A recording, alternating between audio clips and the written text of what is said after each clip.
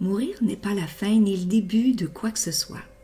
C'est une transformation qui appelle à être vécue en conscience pour en faciliter la transition.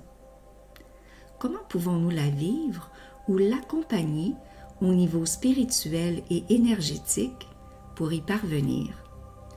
La réponse se trouve dans la formation Mourir en conscience, qui regroupe la synthèse des connaissances rationnelles et intuitives que j'ai acquises depuis les 20 dernières années dans les domaines scientifiques, philosophiques, ésotériques, psychologiques, spirituels et bien sûr dans les communications que j'ai eues avec les défunts. Je me présente, je m'appelle Sylvie Ouellette, je suis auteure, conférencière et formatrice. Comme je viens de le mentionner, ça fait plusieurs années déjà que je m'intéresse à la compréhension des grands passages de la vie. Puis mon objectif, c'est vraiment d'essayer d'apporter du sens à ce qui est en train de se dérouler, de comprendre le fonctionnement de ce qu'il y a derrière ces grands passages-là. Parce que quand on comprend, on est capable de mieux les accueillir et surtout de mieux les vivre. Donc, c'est quoi la formation Mourir en conscience? Bien, d'abord, c'est pour aider vraiment à vivre et à accompagner le processus énergétique et spirituel de la mort. On va aborder la mort sous des facettes qu'on n'aborde pas habituellement dans d'autres formations. On va regarder ça ensemble aujourd'hui. Donc, quand j'ai décidé de construire cette formation-là, je me suis posé la question au départ, qu'est-ce que je pourrais apporter de différent? Parce qu'évidemment, l'idée, c'est pas de donner une formation pour répéter tout ce que les autres ont pu donner. Moi, je me disais, qu'est-ce que je peux apporter de plus? Et je suis partie des commentaires et des questions qui me sont souvent posées dans les entrevues, dans les conférences, dans les ateliers.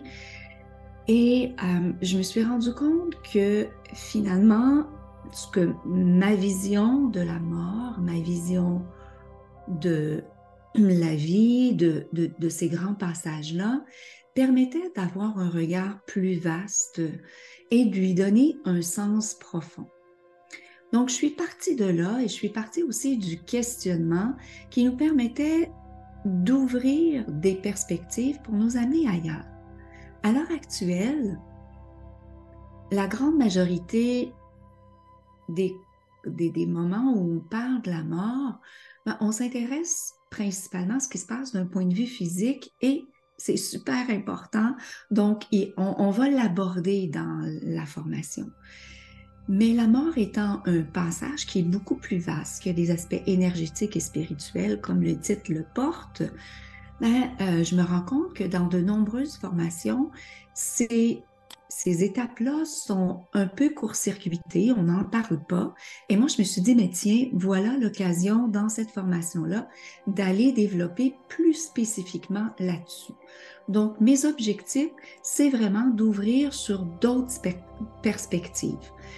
Et ça fait déjà plusieurs années que je donne cette formation-là, qui s'est appelée Vivre et mourir l'âme en paix jusqu'à la fin, qui s'est appelée aussi Mourir et après. Donc maintenant, elle porte le titre de Mourir en conscience. Pourquoi? Mais parce que derrière cet objectif-là, c'est évidemment de devenir de plus en plus conscient de ce que c'est la mort pour apprendre à vivre les petites et grandes morts. Donc, quand je parle des grandes morts, c'est les grands défis qu'on aura durant notre incarnation, mais aussi la grande mort, celle qui nous amènera de l'autre côté. Donc, devenir plus conscient, ça sera aussi un des éléments clés de cette formation-là pour nous amener vraiment à voir à quel point la mort, c'est une grande enseignante de la conscience.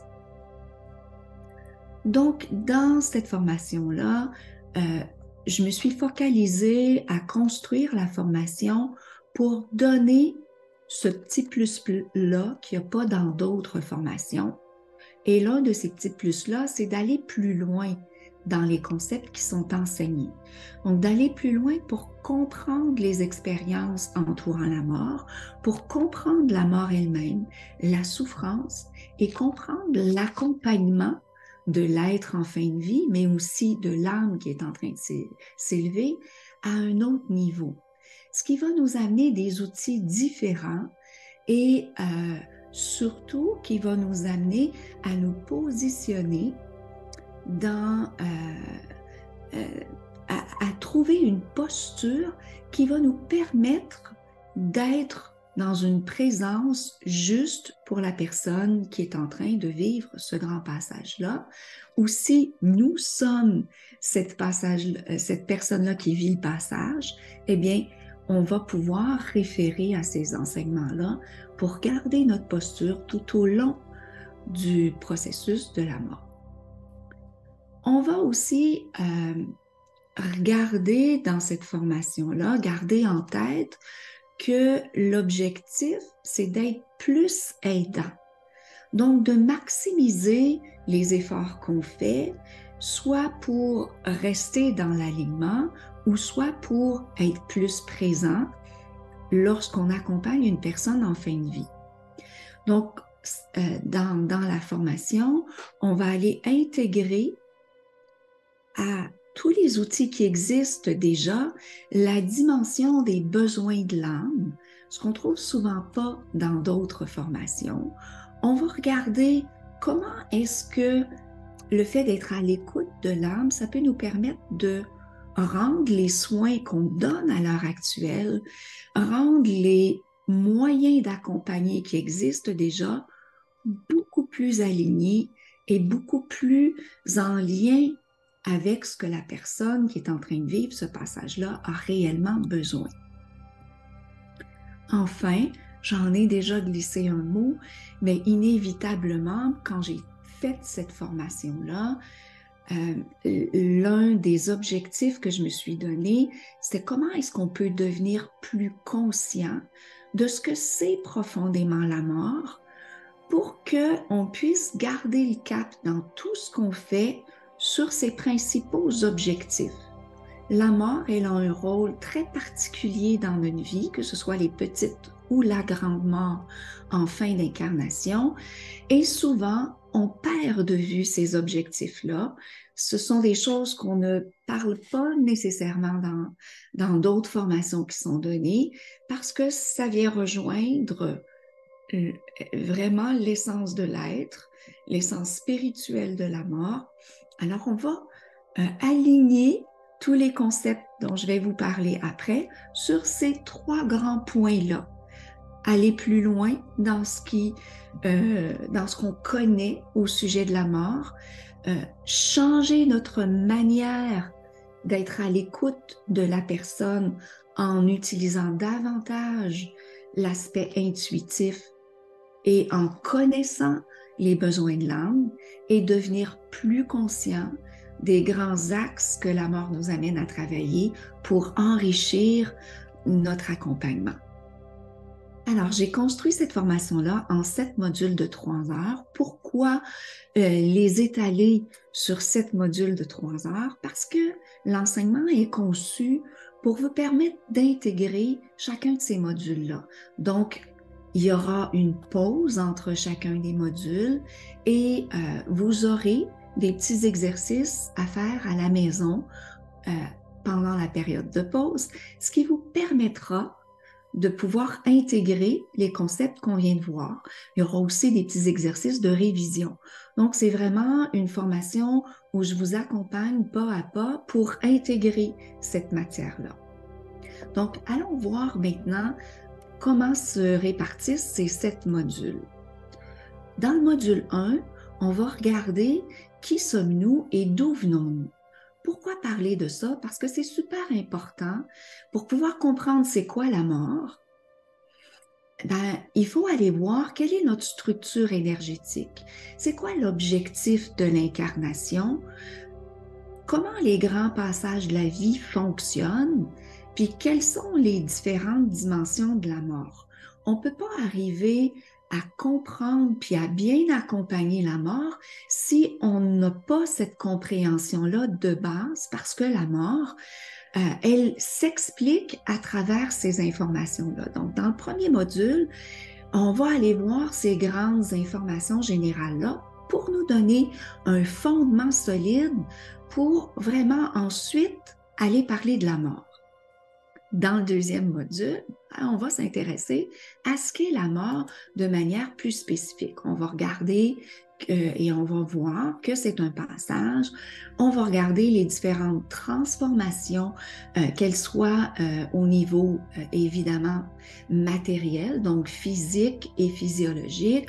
On va regarder aussi comment se produit ce passage-là au niveau énergétique, le processus vibratoire qu'il y a derrière ça, puis les changements de conscience que ça nous amène à vivre. On va voir que la mort, c'est un processus, ça ne se déroule pas uniquement lorsqu'on rend le dernier souffle, mais qu'il y a des étapes préparatoires et que ça se continue après qu'on ait rendu le dernier souffle. Puis on va voir enfin les différents niveaux de transformation. Donc, la transformation physique, évidemment, tout ce qui se passe en fin de vie, comment ces étapes-là sont importantes, puis qu'on peut les déceler à travers différents petits signes. Mais on va voir aussi d'un point de vue émotionnel et mental, comment est-ce que la mort nous amène à se défaire de nos attachements, de nos croyances, des pensées qui pourraient nuire à la paix intérieure qui est l'état visé pour pouvoir vivre cette transformation. Dans le troisième module, on va s'intéresser à la souffrance. Puis ça, c'est un gros point. On parle souvent de la souffrance dans les autres formations sur la mort, la fin de vie. Moi, ce que je vais vous amener de plus, c'est comprendre les racines de la souffrance. Donc, premièrement,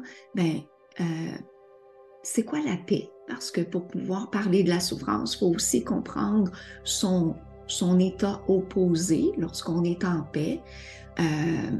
On va aller voir que tout le monde veut la paix, mais que ce n'est pas nécessairement l'état dans lequel on va vivre ce grand passage-là. On va aller voir c'est quoi les angoisses profondes qui nous affectent, puis ça va nous amener à comprendre les racines, pourquoi on souffre. Puis on va regarder derrière tout ça, c'est quoi la différence entre la douleur, donc ce qui se passe dans le corps physique, ce qui se passe dans le corps émotionnel, et la souffrance qui peut se passer à un autre niveau de conscience. Puis l'objectif de vous parler de ça, c'est bien sûr d'arriver à accompagner l'être pour nous assurer que tous les niveaux de souffrance ont bel et bien été accompagnés, entendus, je devrais plutôt dire, ont bel et bien été entendus pour qu'il y ait une véritable libération. Parce que souvent, on va donner des cachets pour que la personne ne souffre plus, mais en réalité, oui, les cachets nous donnent l'illusion que la personne ne souffre plus, mais peut-être qu'il y a d'autres choses derrière ça. Et c'est ce qu'on va aller découvrir. Comment est-ce qu'on peut parler de la souffrance autrement, puis aider la personne à libérer d'autres couches plus profondes de souffrance qui pourraient rester, qui pourraient l'empêcher de mourir en paix. On va regarder aussi ce que c'est mourir paisiblement, comprendre les choix de la fin de vie, parce qu'on parle beaucoup d'euthanasie, de suicide assisté, d'assistance médicale à mourir, mais qu'est-ce que c'est réellement? Quels sont les impacts de ces choix-là versus une mort naturelle? Et à ce niveau-là, il n'y a ni bien ni mal, il y a simplement à aller comprendre ce que chacun de ces moyens nous amène à expérimenter, non seulement au niveau physique, mais également au niveau spirituel et énergétique, pour qu'on puisse faire un choix réellement éclairé. Ensuite, dans le module 4, on va parler d'accompagner la fin de vie.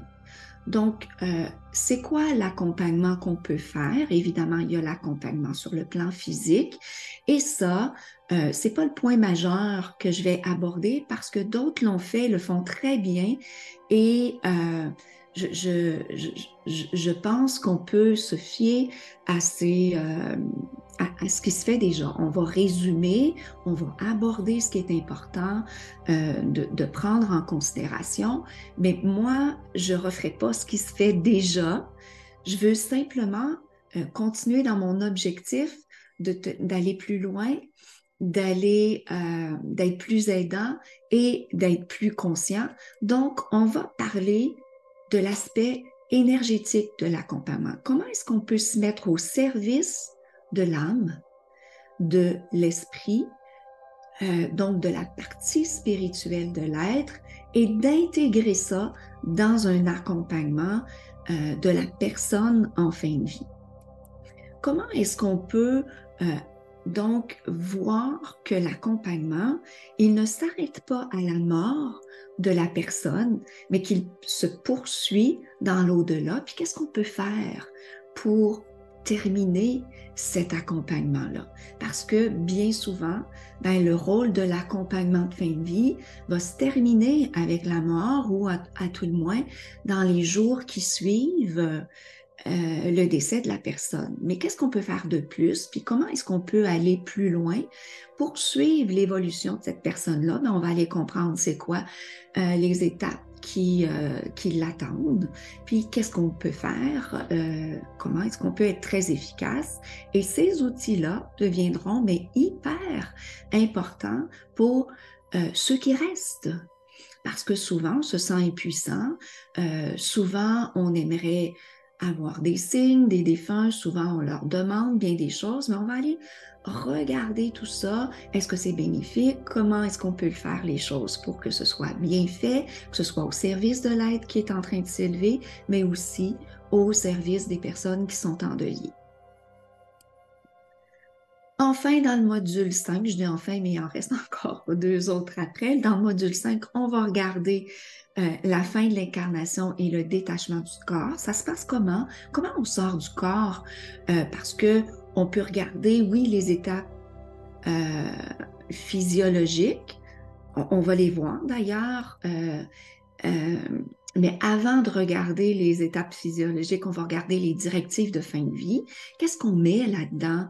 Parce qu'à l'heure actuelle, évidemment, on s'intéresse à ce qui se passe d'un point de vue physique. Mais comment est-ce qu'on peut aller plus loin dans nos directives de fin de vie pour vraiment couvrir l'ensemble des dimensions de l'être d'un point de vue émotionnel, d'un point de vue mental, d'un point de vue, mais également spirituel et d'un point de vue énergétique. On va regarder qu'est-ce qu'on peut inclure là-dedans. Vous allez voir qu'on peut en mettre des choses et que ça devient intéressant et que ça devient aussi, ces directives de fin de vie-là, une occasion de réfléchir à ce qu'on veut pour nous-mêmes, mais aussi une occasion de discuter avec nos proches de ce qu'ils veulent eux aussi pour, en termes d'accompagnement.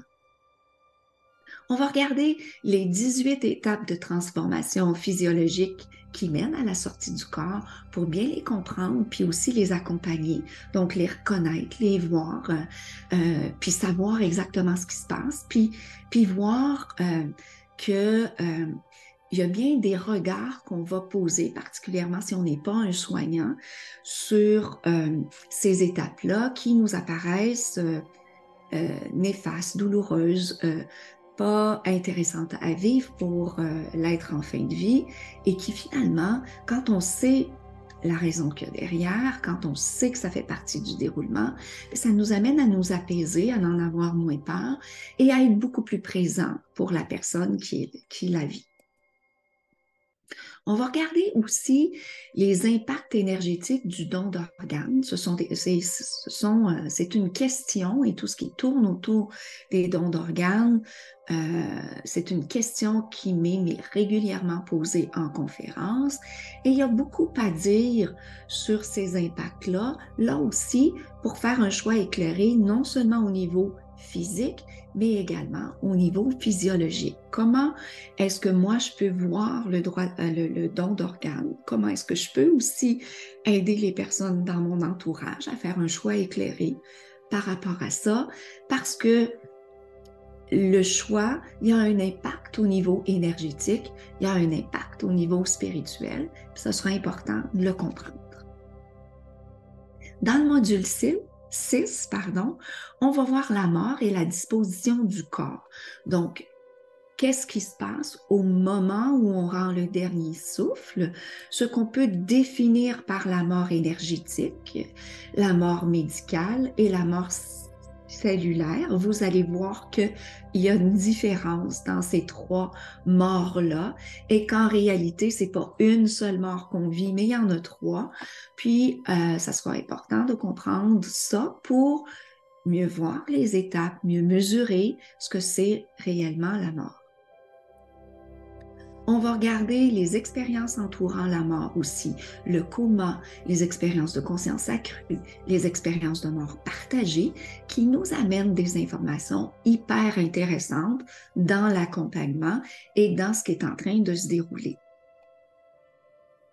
On va regarder la mort d'un point de vue énergétique, donc avant la cessation des fonctions cérébrales et cardiaques, qu'est-ce qui se produit, donc les étapes préparatoires à cette mort-là, et puis ce qui va se passer après la rupture du cordon d'argent et ce qui va se passer pour les corps énergétiques, ce qui fait référence à ce qu'on aura vu dans le premier module, à notre structure énergétique. Donc, comment est-ce que cette structure-là va évoluer dans le processus de la mort?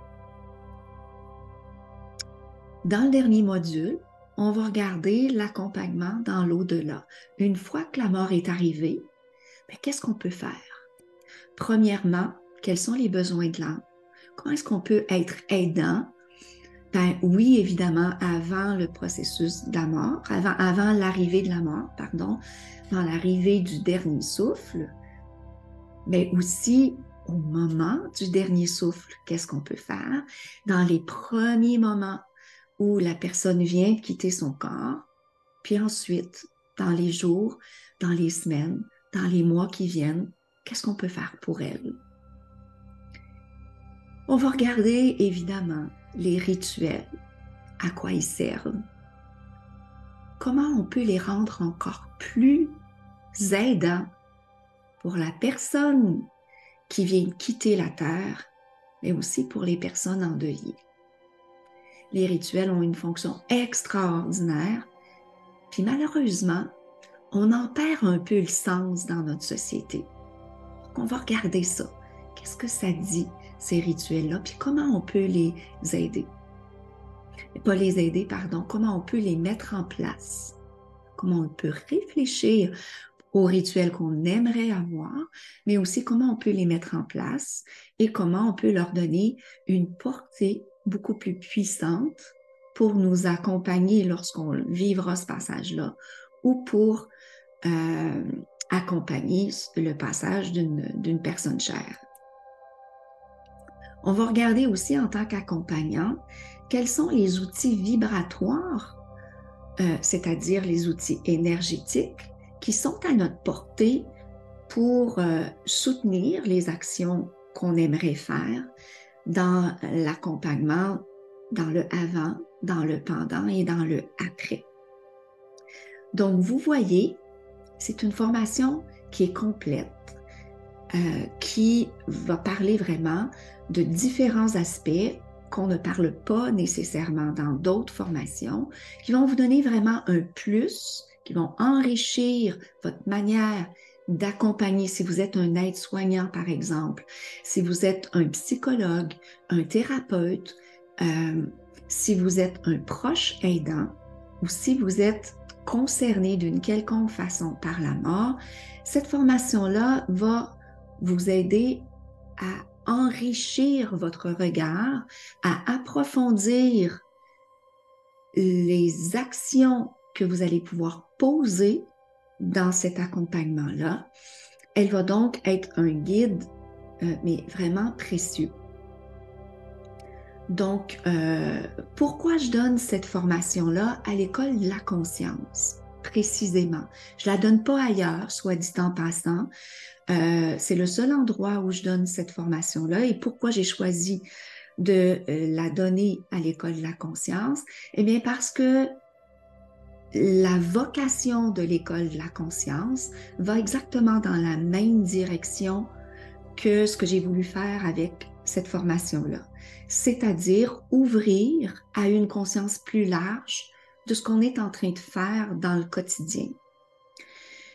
Pourquoi donner cette formation-là dans un cadre certifié? Eh bien, parce que ça permet de structurer l'enseignement pour vous assurer une intégration.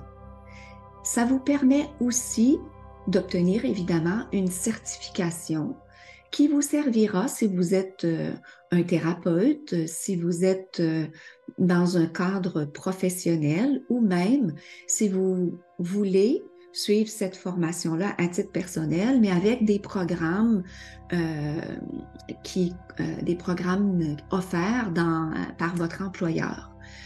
Donc, voilà les avantages là, de le donner avec l'École de la conscience et d'avoir cette certification-là.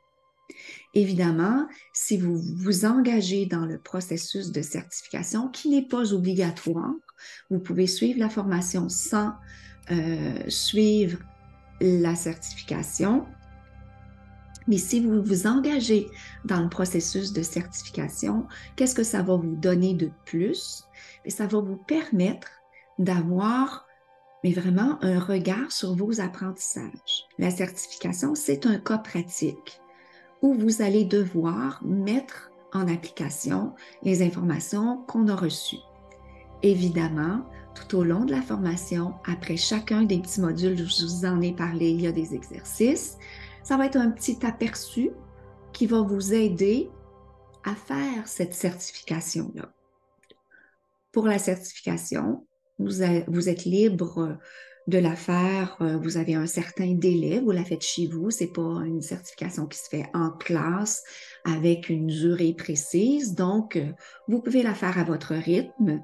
Après la formation, vous allez avoir un délai pour remettre votre travail et vous avez droit à tous vos notes pour réaliser ce travail-là.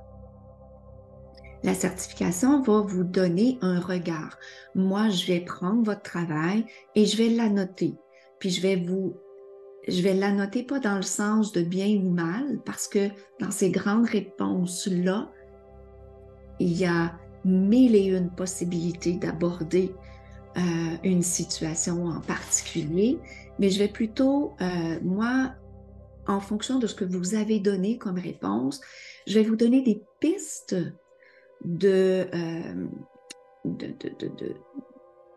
pour explorer ça d'une autre façon. S'il y en a, évidemment, parce que peut-être que vous allez avoir couvert l'ensemble des pistes qui pourraient y avoir. Donc, si ces pistes-là ne sont pas couvertes, je vais vous donner des pistes. Je vais vraiment annoter votre travail avec le regard de l'enseignante qui va vous dire « Ouais, ben voici, ça c'est super, garde ça comme réflexe, c'est merveilleux. » Et je vais vous dire « Oui, dans une telle situation, il y aurait aussi ce regard-là qui pourrait être apporté. » Donc, ça va vous permettre vraiment de voir où vous en êtes avec ces informations-là, comment vous les avez intégrées et qu'est-ce que vous pouvez faire de plus pour aller plus loin. La certification comprend aussi une petite réflexion personnelle sur ce que ces informations-là vous apportent et qu'est-ce que ça fait bouger à l'intérieur de vous. Donc, c'est aussi une occasion de s'arrêter, de se poser et de réfléchir pour soi. Parce que comme je l'ai dit dans le début de la présentation, la certification, la formation est une occasion de devenir plus conscient de ce que c'est la mort. Et à chaque jour, on meurt à quelque chose. Donc, inévitablement, cette formation-là va vous apporter une réflexion profonde sur votre propre vie, sur vos manières d'être, sur la façon dont vous accueillez ou résistez aux grands mouvements de la vie. Et à la fin de la certification, il y a une question qui va vous amener à vous positionner par rapport à toutes ces informations-là. Qu'est-ce que ça fait bouger dans votre vie personnelle? Donc, vous voyez, c'est un cheminement complet, autant pour vous que pour la personne en fin de vie. Alors, si ça vous intéresse d'aller vivre cette belle expérience qui est Mourir en conscience, qui est une formation, à mon avis, incontournable, non pas parce que je veux m'attribuer des lauriers, mais qui est une formation incontournable pour soi, pour réfléchir sur sa vie, pour se faire un cadeau et éventuellement pour pouvoir partager ce cadeau-là avec un être cher qu'on accompagnera, que ce soit dans un cadre professionnel ou que ce soit à titre personnel pour un proche qui sera dans le grand passage de vie.